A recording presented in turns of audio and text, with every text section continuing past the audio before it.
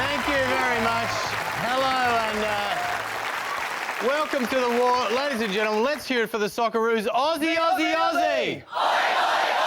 Aussie! Aussie! Are you on the bandwagon? Yes, we are! Give yourselves a round of applause. Oh, isn't that fantastic? Oh, I love this time every 4 years when everybody pretends they actually care about soccer. It is good. It is fantastic. It's not easy keeping up, though. Like, for the Brazil game on Monday, I went to one of those kind of pubs to watch the game. I wanted to get into it, all right? Did the full face paint thing. But I turned up and Brazil were wearing green and gold. And we were wearing blue. I had to make a sudden change. It's very confusing.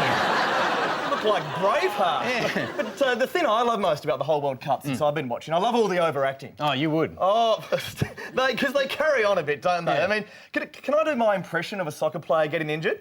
Chazzy, I'm going to need your help for this. Can you just come up? Now, you be the opponent. Sure. And I just want to do this. This is exactly how they do it. It's just very... Here we go. Oh, my face! Oh, my face! Oh, it hurts! I want my mummy! Thank you. Oh, thank you. Actually, Chazzy, while you're up, take a seat. Pull up a couch, because you've been following one of the other big stories of the week, haven't I have national security, a huge story. That's right. We've all heard about how major tourism landmarks are on alert like never before to stop potential terrorists taking photos of them. Yeah, of course, the last thing you'd want is a terrorist finding out what the Harbour Bridge or the Opera House look Exactly. like. Just imagine if they did. So, how secure are our landmarks from terrorists? To find out, we sent a guy pretending to be an American tourist with a camera to film the Sydney Harbour Bridge. Going about his business. Yep. Now, as you can see, they're not exactly on a state of heightened alert at the Harbour Bridge. He even goes straight to the security camera here and films it. Too easy. Too easy. Still, after 14 minutes, not a guard in sight. But what happens if someone dressed slightly differently starts snooping around?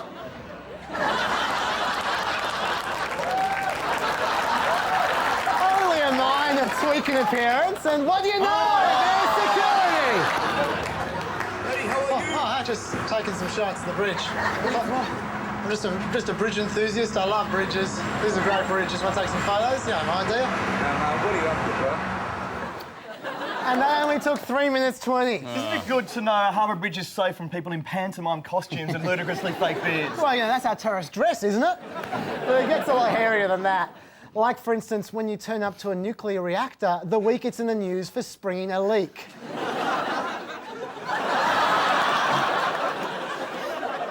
As you can see, it didn't take long for the boys from the Federal Police to get called in. Go, mate. Yeah, you're actually not allowed to film here, mate. I know. No. Oh, why not? This is a restricted area, mate. Oh, so I'm not allowed to film at all? Nowhere. Nowhere at all, mate. Nowhere at all. Now, that guy, incidentally, was soon followed by 3 police cars, 3 paddy wagons and a car full of dogs. So, cheerio, boys. It's no surprise, really, though. It's a nuclear reactor. No one would be able to take photos around a nuclear reactor. Almost no one. Once again, as you can see, it's a different story for the American. I don't even know where he's filming there, but it looks pretty top secret to me. Someone does show up now, just after about 4 minutes. Oh, g'day. Who are you with? Oh, I'm just here. I'm just came in a tourist. I just knew there was a nuclear site down here, and I'm just fascinated. What's the deal with getting clearance to get in? Is it a matter of, you know, official application, or what do you do? Yeah, go down reception. And this guy just gives him directions how to get in. So over he goes to the higher security area, and after 12 minutes and 2 different security zones, our American tourist was finally turned away officially. Let it take video footage. Oh, okay. Sorry, I didn't realise. So the moral of the story is terrorists shouldn't dress up like crude Arab cliches when checking out potential targets. Shh, Chris, they'll hear you. Speaking of terror, it is time now to catch up with everyone's favourite remorseful terrorist.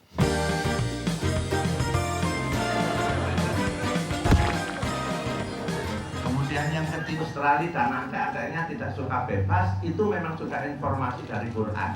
Orang kafir itu di dalam menghadapi perjuangan langkah, yaitu memenjarakan, membunuh, mengusir. Maka saya tidak setuju di wilayah aman itu pakai rame-rame, pakai bom-bom itu nggak setuju. Itu cukup dengan dakwah, bertepuk tangan, bukan malah takut. Supaya John Howard kalau ingin selamat di akhirat dan masuk neraka, masuk Islam. Nah, insya Allah diampuni. Amin.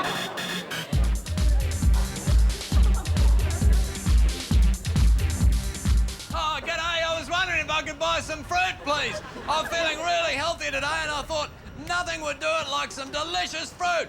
Lemons, kiwi fruit, tomato, avocado, apples, whatever the fruit. I'll have it because it's good for my body. I see you've also got nuts for only $2.20. $2.20, that's nuts. That's driving me nuts. I can't believe the value of this fruit stall. Come on in and grab a bargain today before it goes out the door.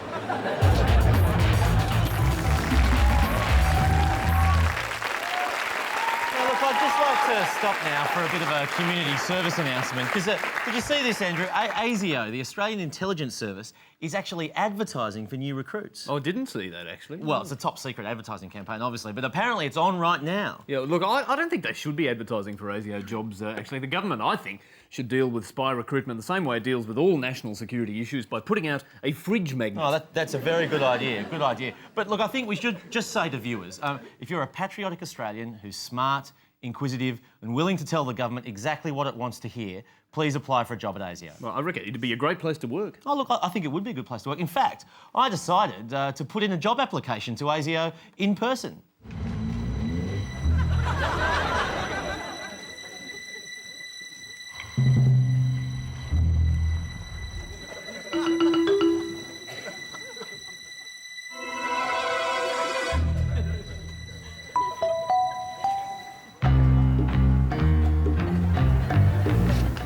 To apply for a job.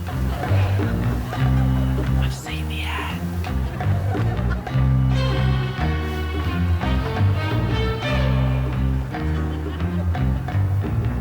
Nothing to say here. You working today? No? Can't say. All said. Just act normal, all right?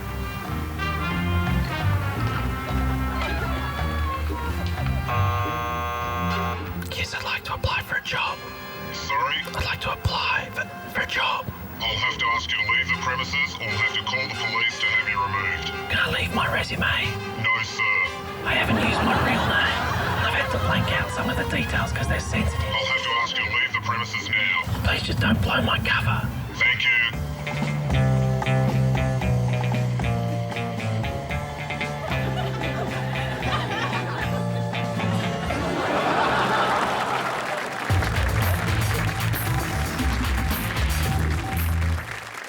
When it comes to a healthy lunch, I give my kids Sugary Sugar Spread. Sugary Spread is a sugary sugar explosion of sugary sugar. Plus, it's all natural. And new from Sugary, try the sugary taste of Sugary Sugar Pops. Made with wholesome sugar cubes, they're a sugary start to the day. Try them with sugar. Sugary Sugar Spread and Sugary Sugar Pops, giving my kids the energy they need for the world's sweetest smile. Well, of course, the biggest celebrity wedding of the year is taking place this weekend. No, it's not me and Rose Porteous, despite the rumours. I'm talking about our very own Nicole Kidman and Keith Urban. Now, there's been incredible secrecy surrounding the ceremony, but tonight we are extremely lucky to have with us, on the eve of his big day, performing for us live. Please give it up for the groom himself, Mr. Keith Urban.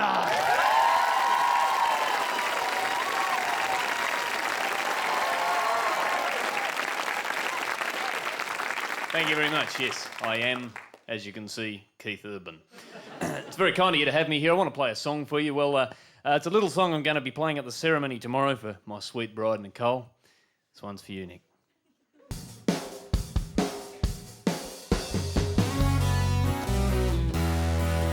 He was a wonderful man to lose, but I bet you I can fill his shoes.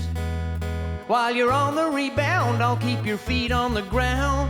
I'll be your new Tom Cruise. I'll read your books by L. Ron Hubbard. I'll hide a few good men in the cupboard. I'm gonna go far, jumping up on the sofa. I'll be your new Tom Cruise. I'll do anything to keep us hitched. I'll even try to overlook Bewitched. I got to hand it to you, BM expand it to you. I'll be your new Tom Cruise. We'll star in disappointing movies together. Eyes wide shut or whatever. And at the very last stage, I'll quit for someone half your age. I'll be your new Tom Cruise. Oh, it's a mission impossible to lose. Yeah, and I'll be your new Tom Cruise.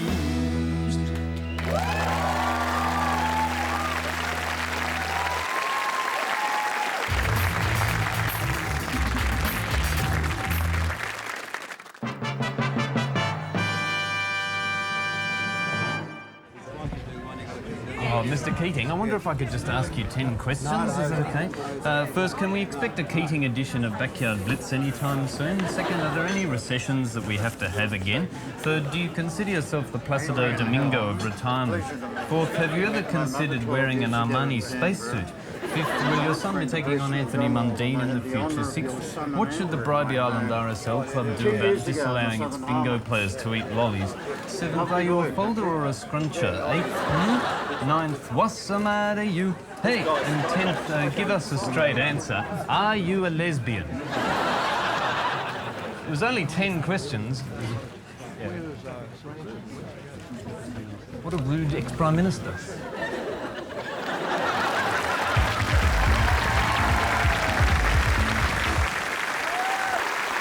Okay, start off, let's check out the current affairs tally board, shall we? Where we find out that Today Tonight has run 36 stories this year about bureaucracy gone mad to ACA's 35.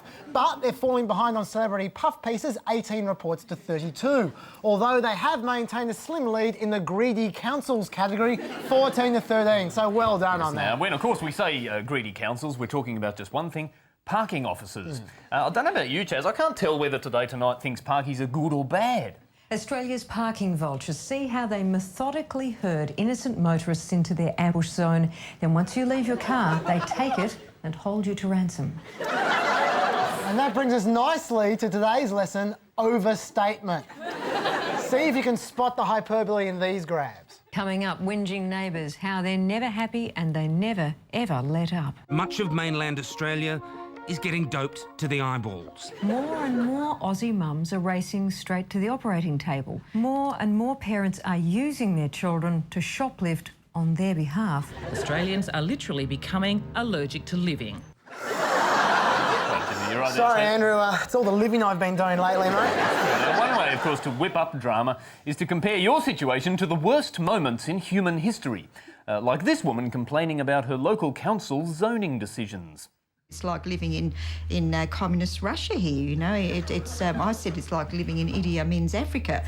This poor woman dealing with the slaughter of millions of innocents every time her council makes a zoning decision. And of course, this Today Tonight reporter noticed how much AGC's method of getting people to pay their phone bills was exactly like Nazi Germany. Another woman tells of Gestapo tactics, of offensive and threatening calls every second day. Well, I mean, fair go, Andrew. Calls like that are actually Gestapo tactics. They are. I was watching a documentary about this just the other day. Achtung! This is the Gestapo! You have to pay your telephone bill! If not, I will call you again the day after tomorrow! Heil Hitler! You see? Yeah, I see it quite. I haven't seen that. Another thing is you should never let basic maths get in the way of a good overstatement. Here's a woman describing how long it takes young mums to look after their babies. So these mums are only getting 1 hour off a day. They're working 23 hours a day. Well, that's a lot of hours. No, that's nothing. When the baby was 9 months old, they actually were working more. So working more than 23 hours a day. That's just like Idi Amin's Africa. Of course, the ultimate overstatement is to simply say something is the worst thing in Australia. Meet Australia's biggest freeloaders. He's Australia's worst love rat. This is Australia's most troubled housing estate. Australia's worst landlord. Australia's worst landlord. Australia's laziest husband. Australia's worst driver. Australia's most dangerous drink driver exposed. Bob Arthur could very well be Australia's most burgled man. Maybe so, but sometimes being the worst thing in Australia isn't bad enough. Like this guy here. Now, he wasn't very happy about his street. Well, I think this is the worst street in Australia. But reporter Ben McCormack thought he wasn't extreme enough, so he found someone who thought it was even worse. This is the most unlivable street in the world. The most unlivable street in the world. It's funny that, because we actually looked up Francis Street, Yarraville, in the Guinness Book of Records, and amazingly it wasn't there. So we thought that was a problem that had to be rectified at once. Good morning, Guinness Book of Records. Hi there. I've just been watching A Current Affair, and apparently Francis Street, Yarraville, is the most unlivable street in the world. But I've actually looked in the book, the Book of Records, and it's not there at the moment. Okay, it'd be hard for us to define what unlivable is. Well, maybe you can define it by this way. Because I talked to this guy with glasses, and he said that it's like having a 747 going through your lounge room sometimes. All right, yeah, we'll have a look into that. So you reckon we got a record there? You might be, yeah. Might be. Why wouldn't we be? You don't trust Ben McCormack and Tracy Grimshaw and the guy with the glasses? Okay, we'll have a look into it.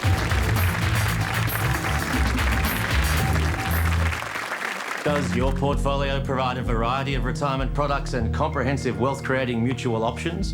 Or are the diversified high-growth solutions for your fully franked global equities burdening you with excessive consolidated reporting of aggregated retail equivalents? At Providential Mutual, our delivery of financial gibberish is second to none, confusing you into a genuine sense of security.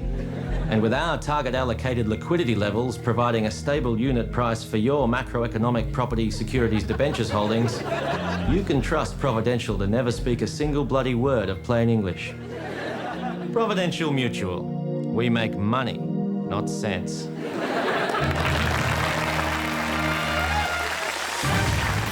And in other news this week, Australia has been swept up with World Cup fever. And can I just say, well done to SBS for commemorating Socceroo pioneer Johnny Warren with the big I told you so sign in the back of their commentary. And look, it has really caught on. For example, I noticed people who said Jessica Rowe should never have got the Today Show job are using it now too. Elsewhere this week, Health Minister Tony Abbott has called for a new paternalism in Aboriginal affairs. Yeah, although he's not exactly an expert on paternalism when it comes to affairs, is he? No. But moving on, the profit-driven childcare company ABC Learning keeps going from strength to strength. You know, they made $292 million in revenue last year, and only $128 million of that came from government subsidies. Man, if ABC Learning looked after its kids half as well as the government looks after them, they'd be in luxury. Absolutely. But look, I do think that kids in for-profit childcare need to be taught proper values, a point I took up with the directors of ABC Learning Centres. Got a great proposal for you for ABC Learning Centres. It's the new alphabet, specially designed for the company. B is for business, obviously. You've even made it there, Larry. Look at that. A is for Anthony. Do you like that one? R for revenue. G for government subsidy. And that's obviously very important, isn't it? Where are the children? The children, we've got K for kids somewhere. Yeah, there they are. K for kids, they're just on top of profit. That's right, absolutely. Yeah. L is for loss. We've crossed that out because that's bad. Really? Oh, come on, this is what the business is all about, isn't it? You don't want them going A for apple, B for ball. You want B for business, C for casuals, V for very low and W for wages. That works well, doesn't it? What I'm really proud about is what we're doing for 42,000 young children across Australia. Yeah. Building P for profits. Well, I think you better stick to your job. But anyway, OK, all right. Look forward to watching the chase. Is that an N for no? Meanwhile, serial killer Ivan Milat has had his good behaviour privileges, including a toasted sandwich maker, withdrawn. New South Wales Premier Morris Yemma withdrew the privileges out of respect for the wishes of the Daily Telegraph. Gee, no more jaffles for Ivan. That'll teach him. I mean, I agree with this very much, son. You've got to remember what this guy's crime was. I mean, there are 7 victims of Ivan Milat who today can't enjoy a toasted cheese sandwich. Very true. Terrible. Also this week, the medical world was left speechless when a young girl, given up for dead, emerged from her coma after hearing a James Blunt song on the radio. Let's not get too rash about this. I mean, if we ever look at the medical data on this, he may have got one girl out of a coma, but James Blunt's music already put nearly 5,000 people into a coma. Yeah. Big James Blunt fans. Good turnaround on the statistics, actually. To sport, and there was an Australian fairy tale at Royal Ascot this week when Aussie horse Takeover Target won British racing's most prestigious prize. This is an incredible story. 3 years ago, this horse was riddled with injuries. It was about to be put down, and this Aussie cab driver bought it for $1,300 and turned it into a champion. Yeah, well, being a cabbie, he always took the horse the longest way around the course, so it got very fit very quickly. This cabbie, he's got a real way with injury-prone nags. Next up, he'll be training Jana Pittman. And finally, the government's dealing with the problem of leaks at Lucas Heights. They've said in future leaks about nuclear accidents will not get out to the media. Oh, look, this is such a beat-up. It was only 4 leaks in a week, and I visited the area just to make sure that everyone knew there was nothing to worry about.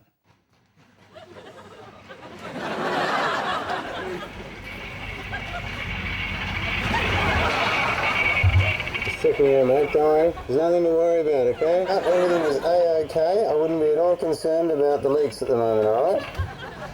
What leaks would they be? That's the spirit, isn't it? That's the spirit. Am I pissed? You haven't spoken to the media, have you? No, not at this point, mate. Oh, that's good, mate. You lost your hair before last week? Oh, yeah, ages ago. Ages ago? You were looking for kids, were you? Not now, I'm not. I'm radioactive, am I? You think so? No, I wouldn't get too stressed about it. If I'm radioactive, that's the only active I've got. Don't you worry about it, it's all okay. It's probably the cleaning product's doing it to you. Yes. Yeah, exactly. Ignorance is bliss, you don't want to know too much, do you? No, exactly, all right. Let's just have a look here. Okay, well,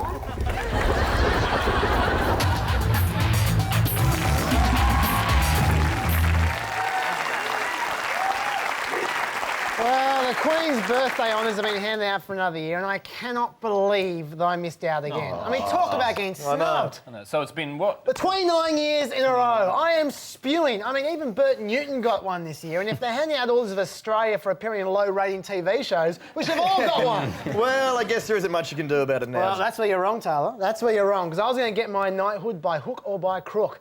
So I marched myself down to Parliament House to show them once and for all who was the real knight.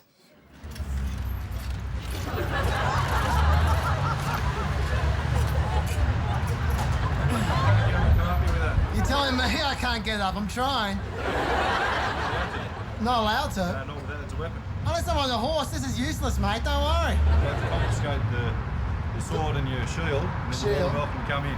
Well, what if a knave tries to hurt me? No, well, I've told you what we can do. Yeah. We'll confiscate the sword and the shield, and you're more than welcome to come in.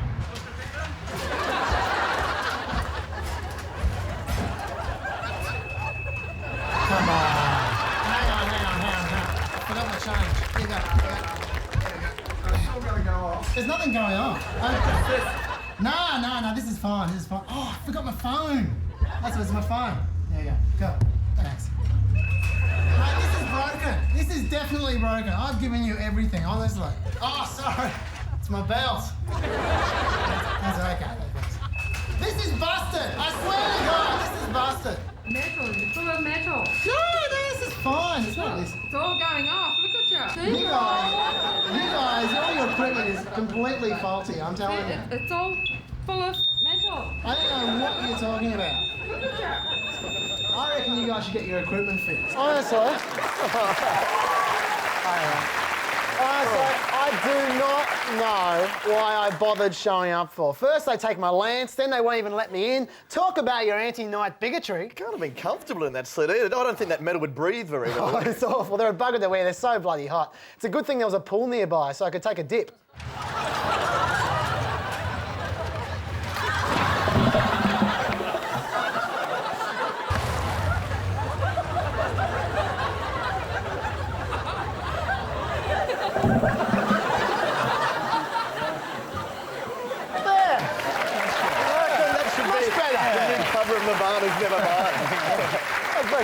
Well, that's just about it for tonight. Have yourselves a great weekend. You right getting home tonight, Chase? I'll tell you what, I won't be getting a cab, that's for sure. Not after what happened last time. Yo, cab! Yeah, come on.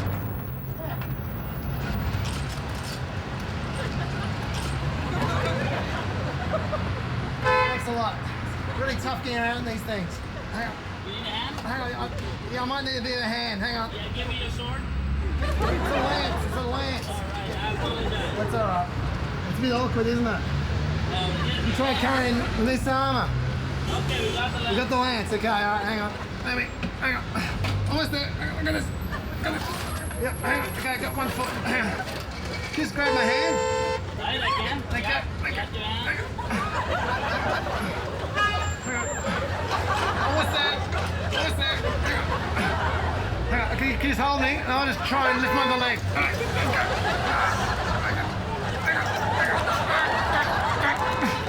Yeah, just about there. Very easy. I don't think so. Hang on, listen. Stay where you are. Let me move the seat. Thank you. That will really help me. Okay, that's how I hang out. Thank you.